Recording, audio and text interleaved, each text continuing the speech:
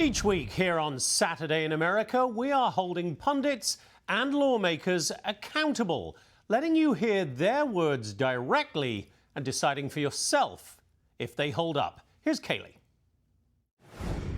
This week's accountability segment is devoted to an issue that has been at the forefront of liberal politics for decades: climate change.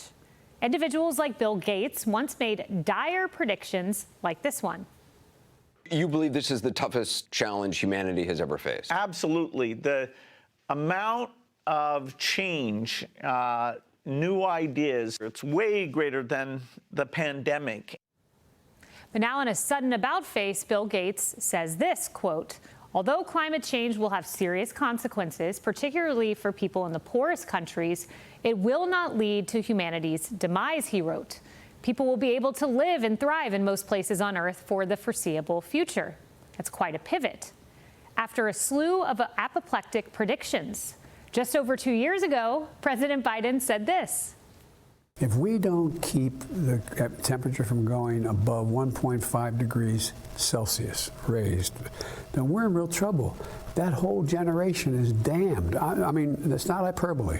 Really, truly in trouble.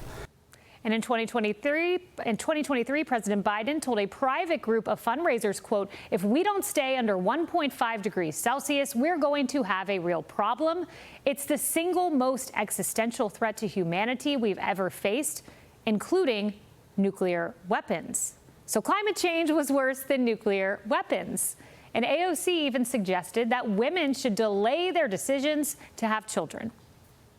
There's scientific consensus that the lives of children are going to be very difficult. And it does lead, I think, young people to have a legitimate question. Is it okay to still have children? Despite the left's best efforts, the American public was never buying it. As you can see, according to this Gallup poll, less than half of Americans believe climate change will pose a serious threat to their lives. And polling routinely shows just 2% rank climate change as the most important issue to them. You see this in the CNN poll. And this comes after years and years of the left browbeating this issue. Perhaps the biggest alarmist of all was Al Gore. Recall that he even laid out a very specific timeline for humanity.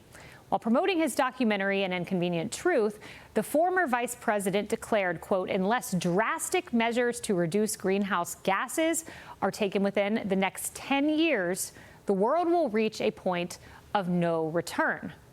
Well, we are all still here. That moment led Rush Limbaugh to create an Armageddon clock.